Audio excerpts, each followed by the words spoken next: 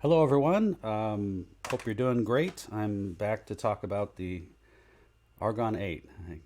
Again, I didn't intend for that to rhyme, but there it is. Argon8 and great. So I wanted to show how the voice panning works as the first topic. And then as the larger topic, I'm going to go into wavetable modifiers and show those. So I'm going to init. Just do a factory init to get us back. And the layout here, I've got the scope running a little bit bigger. Whoa, oh, I did. Sometimes I do that. If shift is on and you hold init, it gives you a random patch. So anyway, so there we go. Probably familiar with this. I'm gonna go ahead and lock that note for a second. So after you do a factory init, and I'm just playing an E here, both channels, the top is the right channel, the bottom is left. We're seeing equal amounts of amplitude, or very close to equal. Now let me change the width. So I'm going to do is turn on shift, and I'm going to turn the width up to 127. And what you should see is that the voice is coming from one channel. So at the highest setting, the voice is all the way to a channel. And let me show you something interesting here. So if you press a key, this is set on polyphonic mode, meaning one voice per key every time I press. So let me press a key, and you'll see this one, it jumped to the left channel. So this isn't random.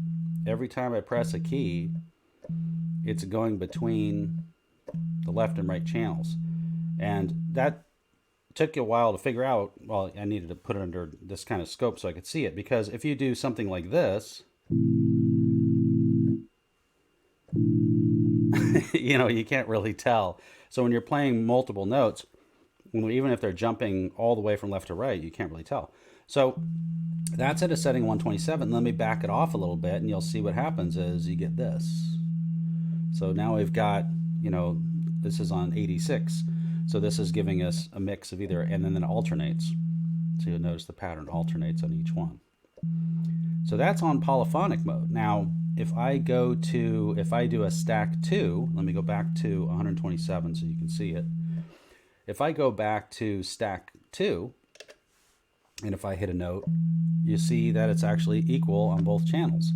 And the reason why is because when you press one key, it's actually using two voices, because that's what stack 2 does. And now when I hit that note, it actually alternates. So it ends up with one on one channel, one on the other. So that's how the panning works. There is not a control to say, oh, I want to put wave 1, you know, over here and wave 2, you know, in the middle. The two oscillators don't really have that ability. And when they combine into a voice, the way you control them is just with this width parameter. So if you want to do panning where it goes back and forth, there is a rotary effect that's in the effects system. And that does work really well if you're trying to create something like a Rhodes or something like that where you want it to fade around. You do lose some volume with that effect, so I just put that little asterisk on it. But it does work really well to get panning effects. All right, so I wanted to talk about that. I don't think there's anything else really to cover, because stack and unison will all also just, you know, the voices just split. But I thought it was interesting because it's not random. I guess if I go to the other extreme, let me turn poly. Okay, the other extreme is if I go to a voice width of 0, just to show that, then you're just perfectly down the middle, and it's splitting it and adding it into both channels. And if I just go up, you can see that again, that effect. Okay, so let's switch topics now. So that was the panning of the voices, because there's been some questions about that. The next thing I'm going to do is show you my patch here that I did to compare wavetables. All right, so what I did was I made it so that when I hit a key, and I'm going to hold this again, so I'm going to press this and put on sustain. What I'm going to do is move the joystick, and what this does is if I move it to the left, that's the beginning of the wavetable. Okay, kind of hard to see in my camera setup because it's way over here, but when I move the joystick to the right, that goes to the end of the wavetable. So the whole idea is that this gives us a way to just sort of scrub through the wavetable. And the other thing that's happening, even though you didn't hear it, is that it's changing between wave 1 and wave 2. And the way I did that is I used LFO2 to change the mix between one and the other, and I used a square wave. Okay, so if you're following me there, what this is doing is every 2 bars of time, I set it to 2 bars, it's basically playing one wave, and then it's playing the other one. So even though you're not hearing it, I'll prove this to you here. So that's just playing wave 1 and wave 2 at 64. So it's the middle of the wavetable. All right. So now, if I change wave 2's pitch, you can actually see what I'm talking about. So I'm just going to move this up to a 5th. And you're seeing that it's changing, you know, every few seconds. So you can kind of hear one and hear the other. Okay, why is that nice? Well, what's cool is now I can put a wavetable mod. Excuse me.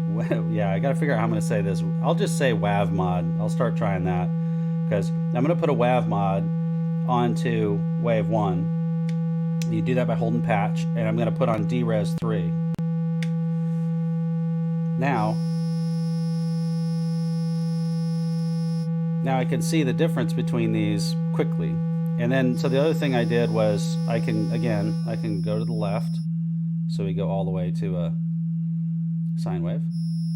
And you can see at the bottom the frequencies that are being added. All right. And then I'm going to go up, and it's going to do a, it's going to cycle between the waves. So.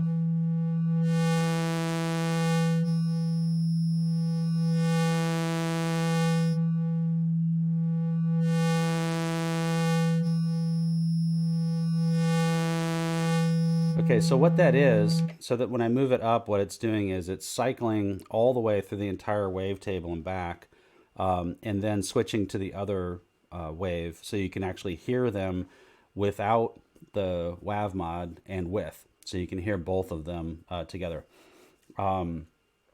Let me see about, let's just explore a couple of those.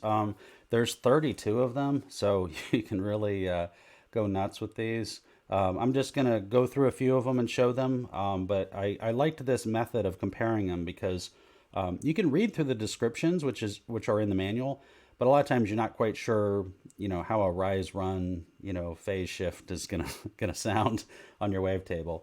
So let's pick, and also I'm gonna stick probably to the virtual analog wavetable just to begin with, and then I'll show you at the end.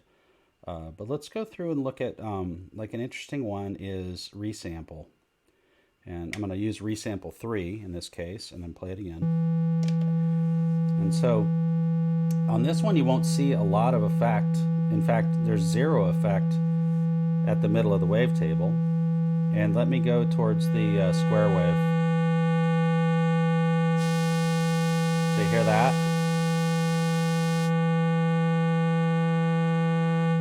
So what's cool about that is that if you're using a square wave, you know, this gives you basically a bright square wave, which is without the Wav Mod. And with it, you actually get a more of, you know, a duller square wave. And that's really cool because you can, you know, use that in ARPs and all sorts of things. And you're not using the filter to do that. You're actually using a Wav Mod, which is cool. So let's keep going here. I will hit that same note. And let's go through and explore a couple of these. This one's, we're not hearing anything. I'll do a full sweep with this one so you can hear it.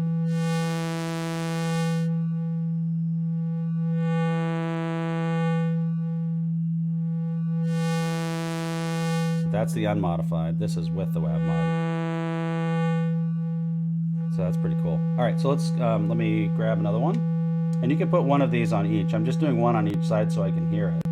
So Simplify is another one, Simplify 2. You can see a little bit of effect there.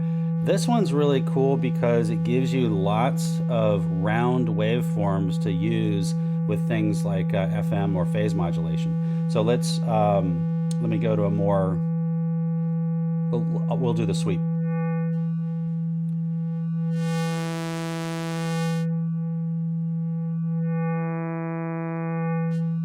See how it cuts off the frequencies? So that one's cool because you can use it in, you know, what am I saying when I'm saying, well, you can use it with your oscillator mod. So there's Wav mod and oscillator mod.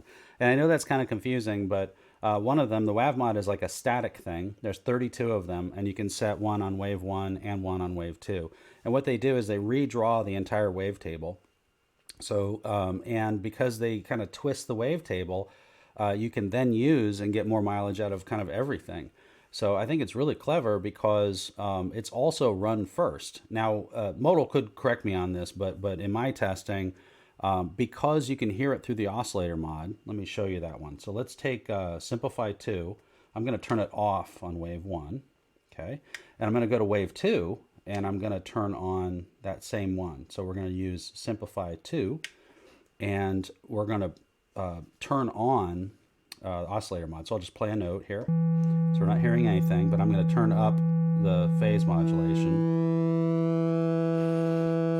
So there you're seeing it with and without. So what's cool about this, what's cool about this is that now if I turn that off, so I'll let you hear what it sounds like with and without. I'm hoping this is easy to hear. Some of these are very subtle, which is still cool. You can still use that for effects. But let's see. Let's listen to this one more time.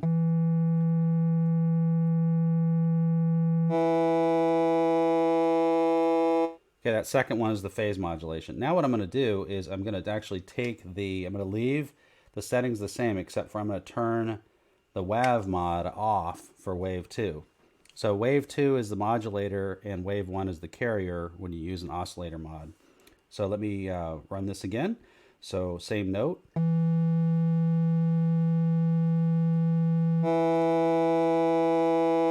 Okay, so pretty decent difference. Let me see if I can hold this and then add this so you can hear it.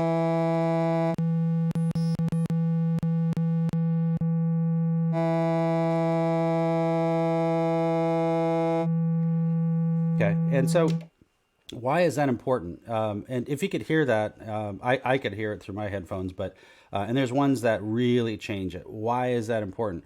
Well, here's why it's important. Because wave 2 is running through the oscillator mod and it's affecting wave 1, this shows you that applying the Wav mod actually goes first. And that opens up lots of possibilities. So that means you can mess with the wave 2 and then modulate wave 1 with it, which is awesome. So anyway, let me show you. Let's do a couple more. Let me turn the patch off on this one. We'll go to some of the more radical ones, and then I'm going to change the wavetable, and then I'm going to stop because this video is getting long. So let's do our same note, and then we hopefully, I do this just to make sure it's the same.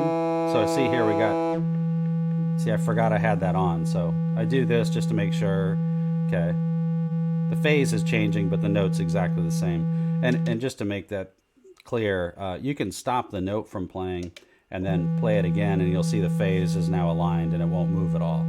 So sometimes I do that just to reset. All right, let's pick another Wav mod, which is short for Wavetable Modifier. And let's do something like either mirror. Oh, yeah, look at this. That's a pretty crazy change to the wavetable. And now if we sweep the wavetable, so I'll move the joystick up so we can do that. That's normal. Yep.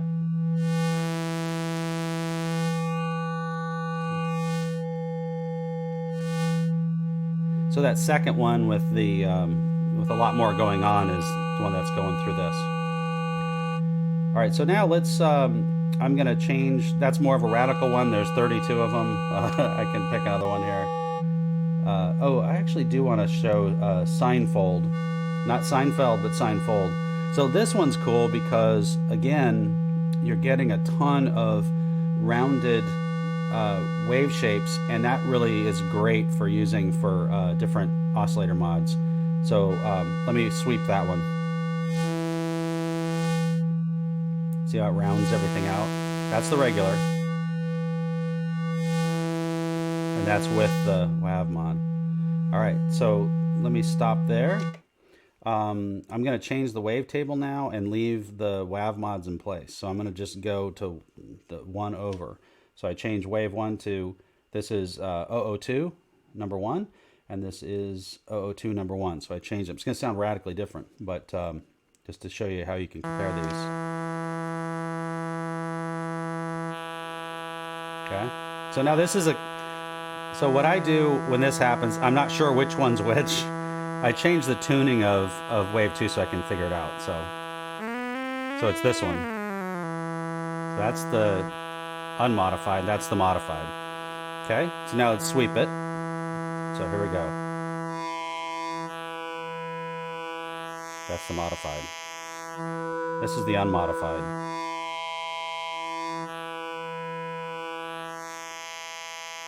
So it adds a ton of high frequencies. Okay, let's pick one more. So since we're rolling through these, let's do rubber. That one's pretty interesting. That's the modified, I can tell right away. That's unmodified, so I'll sweep it. This is modified.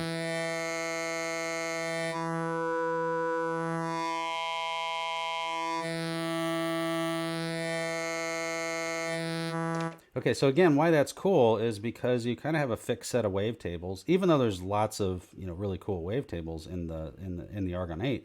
Thing is those, because they stretch them around, you can find all sorts of cool things to do. I'm going to show you a patch I just kind of ran into when I was messing around, just to show you how kind of crazy it can get. But again, you can use those for attack sounds and all sorts of things. I'm not sure how this is going to sound, so bear with me. Okay, so let's sweep this. This is one I ran into.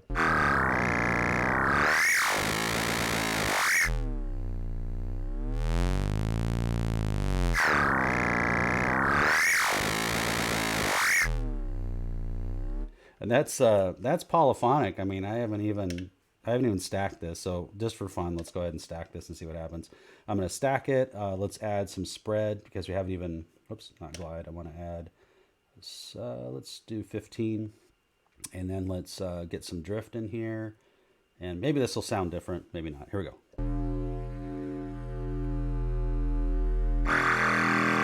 Okay. Now we're going to sweep it.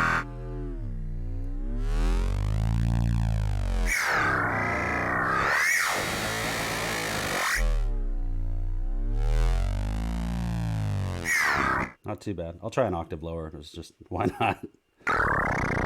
There we go. We're getting... All right, now I'll go an octave up too, just to explore it.